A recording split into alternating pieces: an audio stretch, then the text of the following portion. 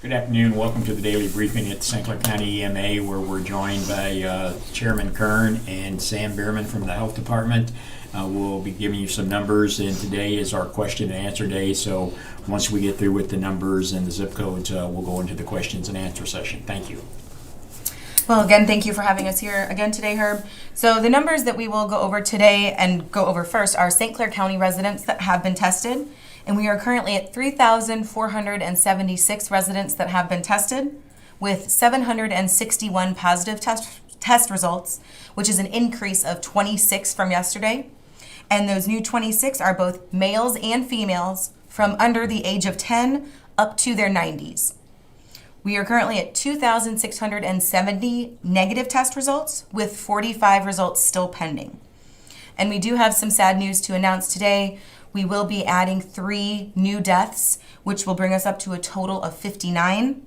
The first was a male in his 50s. The second was a male in his 70s. And the third was a female in her 80s who all had underlying health conditions. And as always, our condolences go out to their families. For state totals, we are at 429,984 that have been tested, with 77,741 positive test results, which is an increase of 1,685 from yesterday. And we are at 3,406 deaths for the state, which is an increase of 57 from yesterday. For hospitalization numbers, and these are for hospitals that are in St. Clair County, we currently have 45 patients that are admitted due to COVID-related reasons, and 3 of them are currently on ventilators. For congregate living facilities that are in outbreak status, and that means 2 or more staff or residents that are either COVID positive or who have COVID-like symptoms, Brea of Belleville has 23 cases and 2 deaths. Brea of Cahokia has 7 cases and no deaths. Caritas Family Solutions in Belleville has 6 cases and no deaths. Colonnade of O'Fallon has 3 cases and no deaths. Four Fountains of Belleville has 102 cases with 16 deaths. We just did Four Fountains. Help at Home in O'Fallon currently has 5 cases and no deaths. Lebanon Care Center in Lebanon has 37 cases and 7 deaths. Memorial Care Center in Belleville has 43 cases and 5 deaths. St. Paul's Home in Belleville has 6 cases and 1 death. And TDL Incorporated in Belleville has 4 cases and no deaths. And now I will turn it over to Chairman Kern for his update. Thank you, Sam. I want to thank everybody that's around us here today. They're all here on Mother's Day, and that's a lot to do, to come out and be here every day for the past 60, I think. We're about there, and to work on holidays too. We sure appreciate everybody. I would like to give a shout out, a happy Mother's Day to my mom, who is watching, I think, and to my wife, Erin. Appreciate both of you, and we're going to get back to normal. We're going to have normal Mother's Day next year at this time. We're going to get through this together. Now we'll go into the zip code report. 62201, there are 12. 62203, we now have 26. That's an increase of 2. 62204, we have 32 COVID positive patients. Are individuals. 62205, we have 35. That's an increase of 1. 62206, we have 68. That's an increase of 1. 62207, we have 46. That's an increase of 1. 62208 has 40. That's an increase of 1. 62220, we now have 84. That's an increase of 8. 62221, we have 60. That's an increase of 1. 62223, we have 41. That's an increase of 2. 62226, we have 93. That's an increase of 4.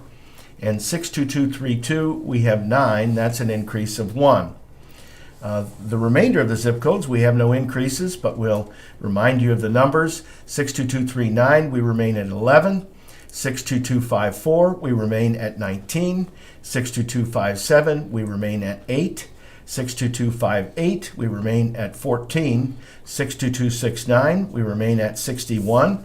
And 62285 is static at 6. And remember, if you didn't hear your zip code, it doesn't mean that there isn't a COVID positive individual in that zip code. It just means we haven't gotten above the level of 5 yet in that zip code. So we appreciate you tuning in today. Herb?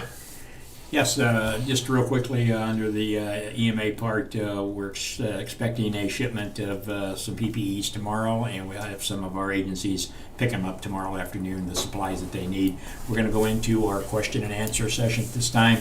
Assistant Director Brian Whitaker is here. Brian, I know we've got several questions that came in, and if there's any the followers today, we'll try to get you answers to them. Okay. The first question came in is for Sam, and it is, how safe is it when patronizing a drive-through restaurant, considering there is someone preparing the food, someone bagging the food, and also someone handling payments?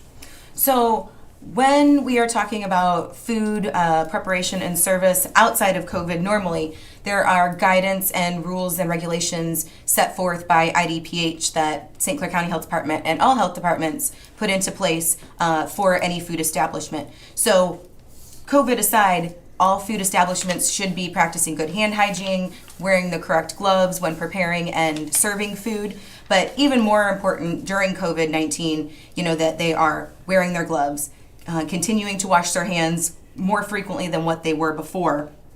And we have everybody that is watching these videos. We've stressed not only for the people that work at the restaurant, but when you receive your food, if you don't have hand sanitizer in the car when you get home, wash your hands. That's the best thing you can do for yourself, is to not only ask others to practice good hand hygiene, but for you to practice it yourself. Okay. A second question that came in for you, Sam. A lot of talk now about the requirement to wear a mask in public when you can't maintain social distance. Mm-hmm. So this question is, can you be exposed to COVID-19 even if you're wearing a mask?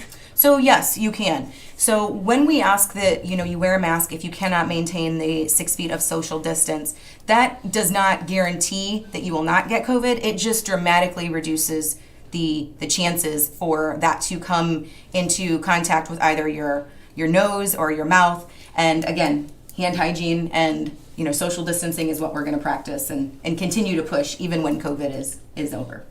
Okay, thank you. Chairman Kern, we have a question here about your zip code report.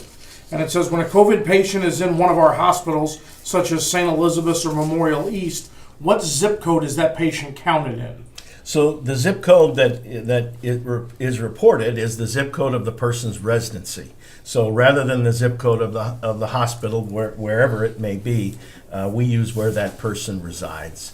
So that's why you hear all of the zip codes. A lot of those people can be in the hospital, and yet it's reported in their home zip code. Okay. Next question, Director Simmons. The person says they've received conflicting information. The Marissa Recreational Area has a campground that is normally open April 1st through October 31st.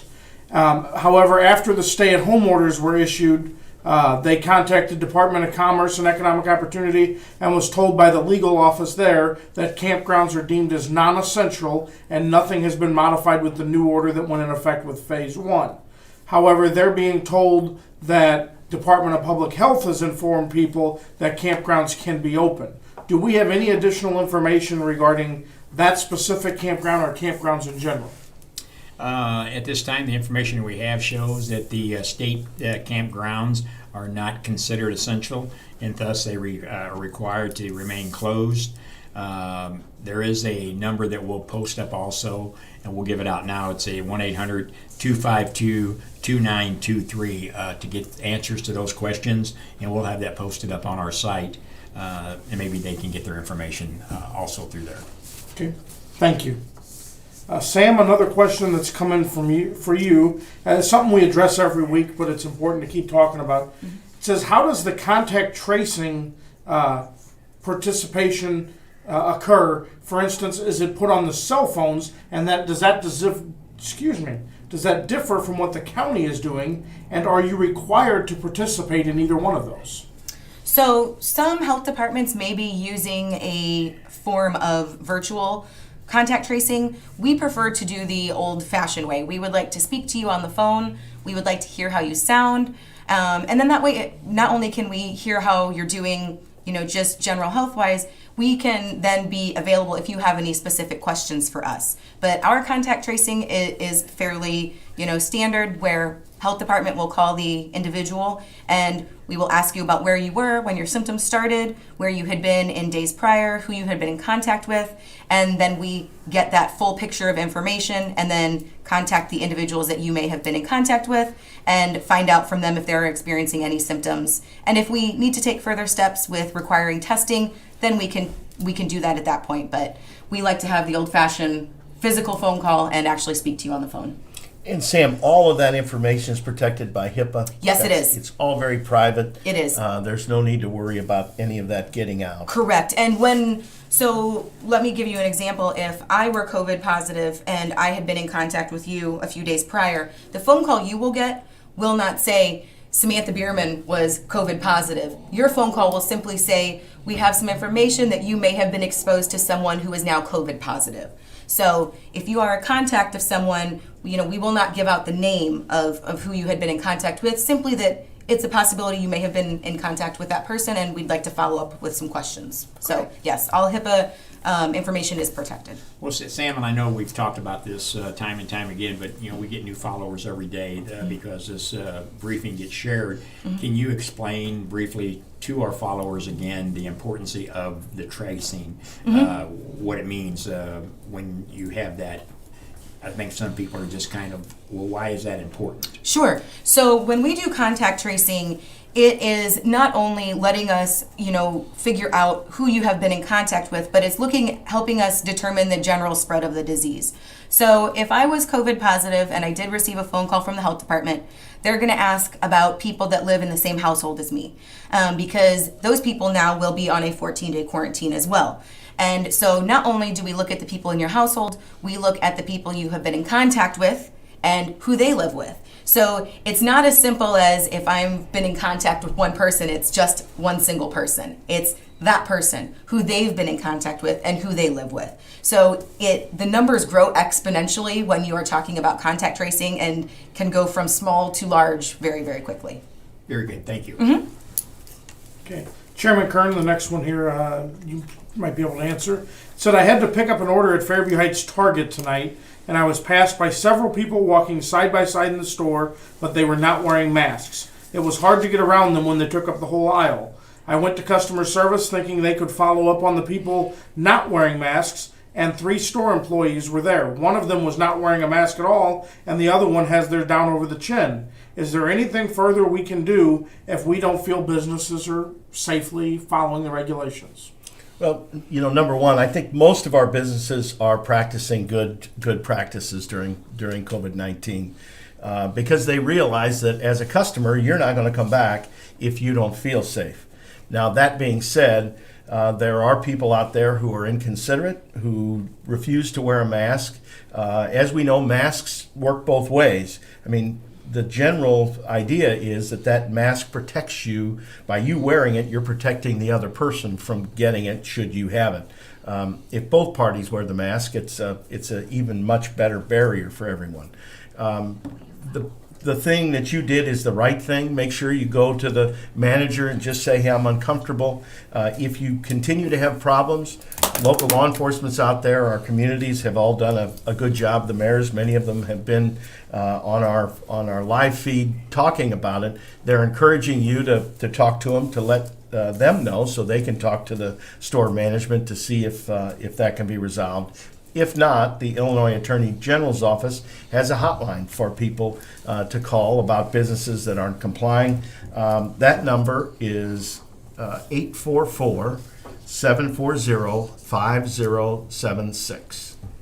Well, Chairman, I think also to piggyback on that, we have to take that responsibility at the individual. If you're at a place that you don't feel it's safe and is following the rules, then just don't go there. I mean, I hate to say that, but if you've tried to bring it to the management and you're concerned about it, and if they're not addressing it, then I would just not go back until they get in line with it. Director Simmons, a question about the daily numbers provided here. Is there a way to provide a chart showing the numbers in St. Clair County since day one so we can get an idea of if we have a curve, when it started to flatten, and if we're going down?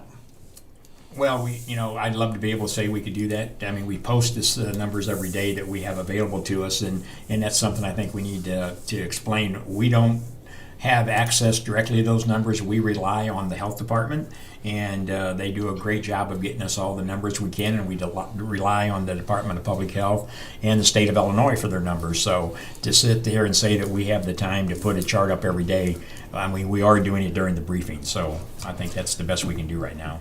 And posted on the state IDPH website is a pretty relevant graph that shows what the governor's going to be looking at when he decides to reopen an area. So we see just with the numbers every day, generally we are flattening. And we think that the numbers are looking better all the time because you've stayed home and because you've been washing your hands and doing all the hygienic things that have been recommended. We did notice, and I think you can't say for certain what it's attributed to, but after Easter, a couple weeks after, you start to see numbers going up a bit, and that's why the concern is there about opening up too soon in this area, in this county, because the numbers are going to go up when things open up, and that's the thing that we're going to have to figure out. And only through recommendations of our doctors who've been on here, of the scientists and the health department, all of the health community, are we going to be able to know the right time to be able to open up and get back so everyone is safe, but yet we want to make sure those businesses are still around. Thank you. Sam, a couple questions that came in here for the health department side. First one being, what precautions should be followed when handling mail out of the mailbox? So all of the CDC states that the virus can survive for a short period of time on some surfaces. It is unlikely to spread, and I know I sound like a broken record, but we are going to continue to push hand hygiene. The best thing to do when you are handling really any type of product, whether it be groceries that you're bringing home, whether it be your mail, when you are at the store, hand hygiene is the best route to go. And if it's when you're in the store, hand sanitizer is great if you don't have access to soap and water, but soap and water is always the best and first choice. Okay. Another question kind of on those same lines is, what precautions should be taken when handling groceries that are being brought into your home? So again, CDC states that there is no evidence that food or food packaging, the virus that could live on there. But again, hand hygiene is the best. If you think about some products that you may have got at the store, someone may have touched the box of cereal that you brought home before you. Again, best way to do that, wash your hands when you're coming home, and hand hygiene is the best. Okay. Quick follow-up question to your earlier thing about contact tracing. It just came in on the page here. Mm-hmm. Is it true that essential workers are exempt from the contact tracing program? That is absolutely untrue. If anything, we are going to focus more on essential workers. But no, anyone that is a positive COVID test result is going to get the same amount of contact tracing. They're going to get the phone call from us. They're going to get the same questions and the same follow-up. So it doesn't matter if you're an essential worker or if you don't work and you stay at home, you're going to get the same questions.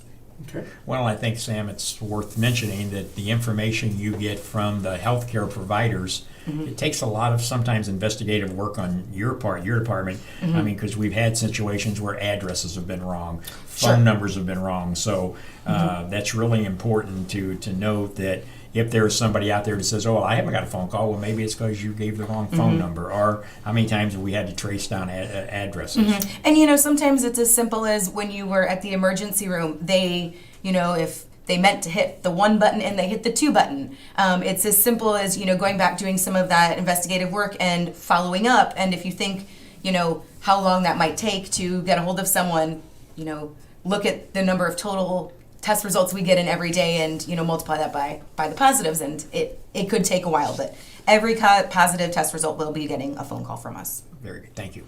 And think about it, Dr. Fauci, he's now quarantining in place because there was some COVID-19 positive people in the White House. Yes. So, everybody is really subject to tracing. And it is. And, it's for the benefit of everyone. And not only is it for your benefit, but your family's benefit, anyone that you love, that you're going to be around. It's for the benefit of everyone and the greater good. Another question that's come in from one of our followers today says, can you describe what the county is doing to help the long-term care facilities in the county address the virus, as we've seen the dramatic spike in those areas recently? Sure. So for long-term care residents, we can't say all, but majority of the residents that are in those facilities do have weakened immune systems, and that can be from perhaps certain medications they're on, certain illnesses that they do have. So what we have been doing is we have been providing the PPE, personal protective equipment, to our long-term care facilities that are needing it on a weekly basis. And what we've been doing is putting together kits. So that includes gloves, gowns, hand sanitizer, face shield masks, and we've been able to do kits, what we're calling them, once a week. So since we have started with COVID, we've been able to have kits available for any long-term care facility that needs them, available once a week. Okay. And you've also stepped in to help with some staffing requests and other things. We have. Some of our long-term care facilities have not only had residents that have become ill, but staff as well. And as we know, we need staff to run these facilities. So a few of our long-term care centers have contacted us, and we have been able to at least point them in the right direction for some help with their staffing needs. Well, Sam, and I want to throw it out there. Just your job is just not 9 to 5. I mean, we were on the phone at 9 o'clock last night together. We were, yes. We've been on the phone with some of the long-term health care centers late at night. So the health department has been there 24/7 since this thing started. Yeah, and for anyone that is out there, we aren't just a 9 to 5. We are available 24/7, and we've made sure that anyone that needs our numbers, they're available to them. And we've made sure that they understand we are here around the clock, and that, don't be afraid to reach out if it is in the middle of the night. If there's something we can do to help, please pick up the phone and give us a call. Very good. Thank you. Chairman Kern, one that's come in from one of our followers today for you. What % of county employees have been furloughed during COVID-19? We have furloughed no employees during COVID-19. Most of our employees are actually working, some from home, some on shifts that are rotated throughout the courthouse. We've been doing a lot using technology to make sure that everybody's connected. And really, the business is getting done. The courts are operating to the levels that we've talked about, with no furloughs in St. Clair County. Okay, thank you. Sam, another one that's come in here. Are we seeing a larger % of our new positives in nursing homes, or are we still getting a lot of positives in the community? So it's both. We had said that as we open up more testing sites and the more tests that we do across the board, we expect to see more positives. And as we have opened up the Jackie Joyner Kersey site, all of the Southern Illinois Healthcare Foundation testing sites, and Walgreens in Cahokia, as we do more tests, we expect to see more positives. That's just the law of numbers. So while we have been seeing more positives in long-term care facilities, that is because we are testing more, and we are testing more out in the public, so we expect to see those numbers rise as well. But they take that into account. So the one of the metrics of whether they're going to open or not is that if that level's below 20%. Correct. So they are looking at that percentage every day. Correct. And so just because we're testing more, I think that's a good thing. It is, and in the past, we had such tight guidelines on who we could test, and they were pretty rigid and not too flexible. And now we've been able to open that gate wider, and basically the Walgreens in Cahokia, you can walk up with no symptoms and just say, I want a test, and they will test you now. So if for anyone that is wanting a test that may not have symptoms, Walgreens in Cahokia is certainly an option, and insurance. If you don't have insurance, it doesn't matter. It is free. So, and you walk up, they give you the swab, you swab it around your nostril, and within 15 to 20 minutes, you have your result. So. Well, Chairman, something that I think we need to point out also, because I've heard it, we're a county of about 270,000 population, and we've only tested 3,476. Some people have said, well, why have we only tested that many? Well, there was such a demand on those test kits. we didn't have a bunch of them available to us back then. And so, as you said, the more testing we're going to do, we're going to find more positives. And again, the other thing is we hear, well, they're marking everything as a positive. No, we've had 2,670 negatives, which is great. I mean, I'd sooner see that in the negative column. So just like we had a shortage, we started out, we were begging for masks, and we still are begging for gowns. Test kits, there was a real shortage. I mean, there was a time that if they were testing 2 or 3 a week, that was big, because that was the stock. One of the local hospitals, they were allocated 17 tests at the beginning of this. Well, now, I think the test kits are here. The governor's made sure that St. Clair County has a huge amount, a huge capacity, and we're not really at that capacity. So if everyone, you're free to go get a free test, they're available, and let's take advantage of it. See if we got it. Let's isolate this through tracing and get rid of this virus in our county. Okay. Sam, another question that's come in here. I know you're probably not going to have the number in front of you, but you can at least describe the process. It says, of the people who died, how many had underlying health conditions? Well, that any death you've announced, that is something you provide. Correct. So when we do our daily numbers for St. Clair County, and if we have any additional deaths to report for that day, you will hear us say whether they are a male or female, their age in decades, and if they had underlying health conditions or if they had no underlying health conditions. So every day that we report any new deaths, we give that information from each day. Okay. Another question here that came in says, masks were not mandated until May 1st. To my knowledge, we were already flattening the curve before then. So does that mean masks are unnecessary? No, I mean, masks are, as we said a little while before, that, wearing a mask is not a guarantee, but it is certainly going to improve your chances of staying safe and keeping the virus at bay, and it will certainly help those people around you as well. So while masks were, just instituted, even after this, it's going to be a good idea to continue to wear masks for a while until we can really get control of COVID-19 and, visibly see it going on the downslope. Well, I think some of the people have posted questions. Back early on, the CDC had mentioned that mask wasn't beneficial. That's been changed since back in March. It has. Oh, yes. A lot of things have changed. Yes. And since yesterday. The guidance changes almost daily. So, yes. But that guidance was done because there weren't enough masks in the country Correct. to be able to handle first responders. Correct. So now the masks, the production is up. A lot of great residents are out there sewing and making masks, cloth masks. So it's taken the burden off. It has. Chairman, this kind of goes to your statement earlier about the Restore Illinois program. And the question is, when will salons be allowed to reopen? And I know you've talked about that being the phase 3 area before, but... Right, so that's in the next level. So right now we're in phase 2, and as we said, we're meeting those metrics that are going to allow us to move into the phase 3 level. I believe that date is now set somewhere at the end of May, around the 30th or 31st, but that very well could come sooner. It's just going to depend on the medical community, the doctors that are advising the governor's office and our legislators, and it could come sooner. The numbers are headed in the right direction.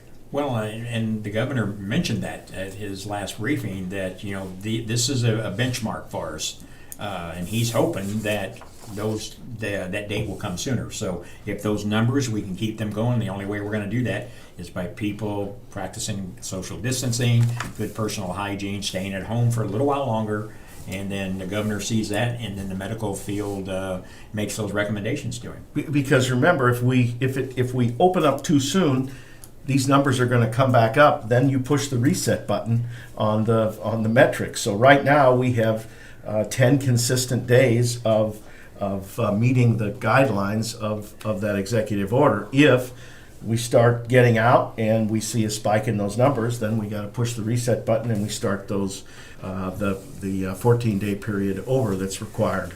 Well, that's why when I called you the other night, I was watching a news article, and it said that the St. Louis region had seen a 40 bed increase overnight.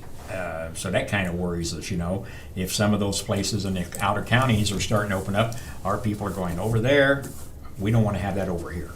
And the incubation period is, it isn't that you're going to meet somebody that has it and the next day you're going to feel bad, I don't think. For the most part, it takes 7 to 10 days before you really know if that opening up has caused a problem.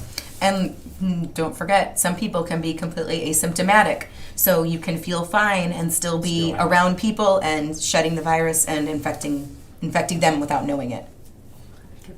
The last question here kind of goes to how long the virus lasts on clothing and different surfaces. So there are resources available to look that type of information up, correct? Yes, CDC as well as Illinois Department of Public Health does have some great resources listed on there for those specific in-depth questions. I believe it is coronavirus.illinois.gov for the IDPH website, and that has some great information on there. Well, Sam, we talk about hand sanitizer all the time, but you said it earlier, the best is good old soap and water. If you don't have that available, then hand sanitizer is good, but you can't go wrong with just good old hot soap and water, and wash your hands and sing happy birthday. Exactly. Of course, today we'll be singing Happy Mother's Day. That's what we want to sing. And pretty soon we'll be singing Happy Father's Day. That comes up pretty soon. I hope we're not sitting there on Father's Day. Seriously. So there you have it, our Sunday afternoon question and answer. We appreciate everybody who joined in today on this Mother's Day. You heard the numbers, and you heard the chairman say we're going in the right direction. Yes, we had 3 more deaths to report today here in the county, 26 new cases, but we're combining all those numbers and looking at them on a daily basis. So please continue to do what you've been asked to do, and we will get through this. Again, on behalf of all of us, happy rest of the Mother's Day, and we'll see you back here tomorrow around 3:30, and we'll be back shortly with Cindy and Daisy and have them do what they do every day. Thank you.